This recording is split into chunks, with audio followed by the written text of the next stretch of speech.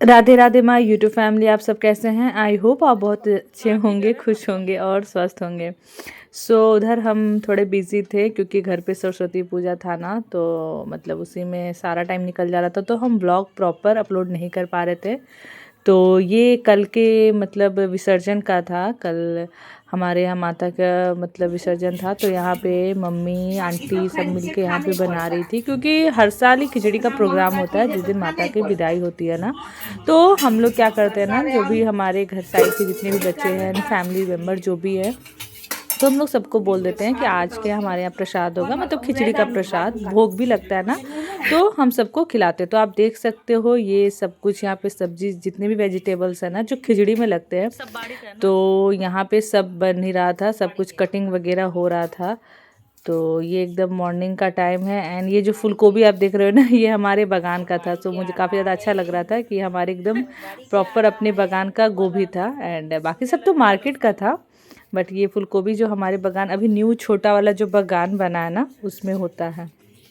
तो यहाँ पे कटिंग हो रही थी सब्जियों की। एंड ये टमाटर, फ्रेश टमाटर जस्ट आए थे, बिकॉज खिचड़ी के साथ ना हम लोग टमाटर की चटनी भी रखते हैं, क्योंकि बच्चे तो नहीं बट जो बड़े लोग खाते हैं ना, तो उनको अच्छा लगता है। तो धनिया पत्ता और टमाटर का सब कुछ एकदम प्योर वेज, ठीक है। तो यहाँ पे मैं एक एक करके सारे सब्जियाँ देख रही थी कि सब कुछ इतने फ्रेश है। उसके बाद हाँ, क्योंकि पंडित जी भी आने वाले थे ना, विसर्जन पूजा होनी थी। तो यहाँ पे देखो, पंडित जी से पहले हमारे घर परी आ गई थी। और यहाँ परी और मम्मी की चल रही थी बातें। देखो कहाँ खोल के देखो, देखो कहाँ कुछ है। एक तो कब आओ दे, ये तो चिप्स है। अच्छा छान देंगे ठीक, छान देंगे, कढ़ाई चढ़ा के छान देंगे ना। इसको रख दो, ले जाकर रखो इसको कटोरी में देंगे। फिर हम भी फटाफट रेडी हो जाते सुबह। एंड आज हमने विसर्जन वाले दिन पहना था सूट, क्योंकि हमें जाना था विसर्जन के लिए। तो साड़ी में अच्छे से कैरी नहीं कर पाती, एंड सच्ची बताऊं साड़ी में फ्री होकर मतलब नहीं चल पाती, थोड़ा अनकंफर्टेबल होता है। तो मैंने सूट कैरी करा था, क्योंकि मुझे जाना था, नदी घाट जाना था ना, तो वो थोड़ा दूर भी था। तो मैंने सोचा मैं आज सूट ही वेयर करती हूँ। तो यहाँ पे हवन की तैयारियाँ चल रही थी, हवन हो रहा था। तो यहाँ पे 10 बजे तक पंडित जी आ गए थे, क्योंकि ज़्यादा देर नहीं करते, क्योंकि हमारे घर साइड के जितने बच्चे वो भी सब हमारे साथ ही जाते हैं। तो शाम को तो वैसे हम जाते भी नहीं है, हमारे यहाँ दोपहर में ही हो जाता है, मतलब 12 बजे के बाद, एक पहर जब बीत जाता है ना, तब आप विसर्जन कर सकते हो।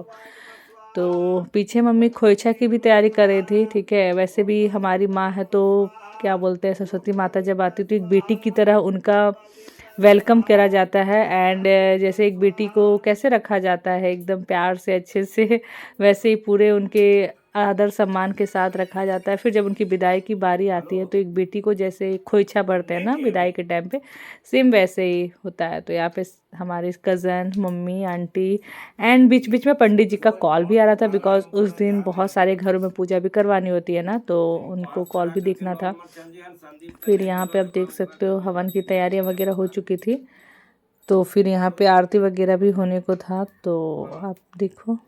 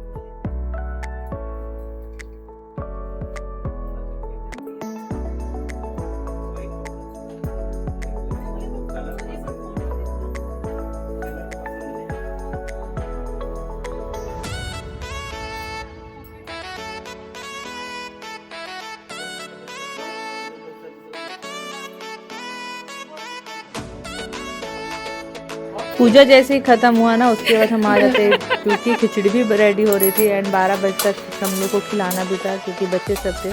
तो यहाँ देखो आंगन में इधर मतलब खिचड़ी बन रही थी क्योंकि ज़्यादा लोग हो जाते हैं ना, तो मम्मी ने 2 जगह कर दिया था। एक इंडक्शन पे भी हमने रख दिया था खिचड़ी और इधर चूल्हे पे भी बन रही थी क्योंकि इसमें ज़्यादा नहीं मतलब हो रहा था, आधा हमें निकाल के अलग बर्तन में रखना पड़ा बिकॉज एक साथ ना बहुत ज़्यादा हो गया था।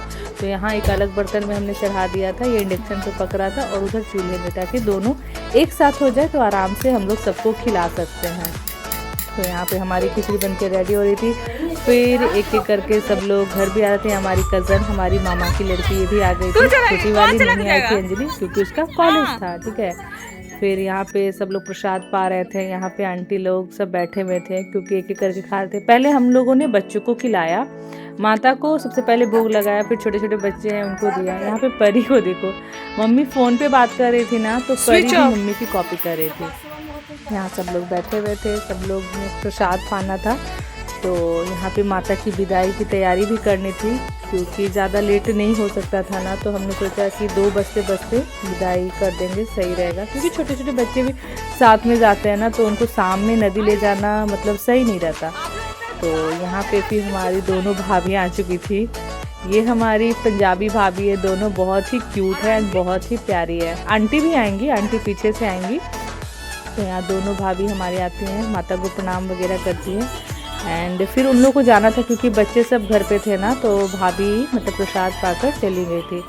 एंड आंटी हम लोग सब गए थे नदी विसर्जन के लिए। तो यहाँ पे मम्मी सब कुछ इकट्ठे कर रही हैं क्योंकि नदी घाट जाना था ना, तो सारा सामान, पूजा का जो भी सामान होता है ना, वो सब यहाँ पे मम्मी उठा रही हैं। परी को देखो। एंड इस साल मज़े की बात यह है ना कि हमने परी को भी ले गए थे, तो परी बहुत ज़्यादा खुश थी। अगर हम परी को नहीं ले जाते तो परी बहुत ज़्यादा रोने वाली थी। तो क्योंकि परी की मम्मी भी साथ में थी ना, तो परी को हमने सोचा कि ले चलते। यहाँ देखो बच्चे लोग कितने ज़्यादा एक्साइटेड है, ऐसा लग रहा था कि मानो ये लोग अभी स्टार्ट करके चले जाएंगे।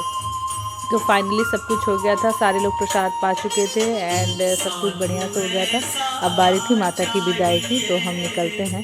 आगे का ब्लॉग मैं ऐड कर दूंगी, फिलहाल अभी मेरे पास नहीं है क्योंकि हम माता को लिए हुए थे तो ब्लॉग में नहीं कर पा रही थी। तो यहाँ माता का श्रृंगार का सारा सामान है।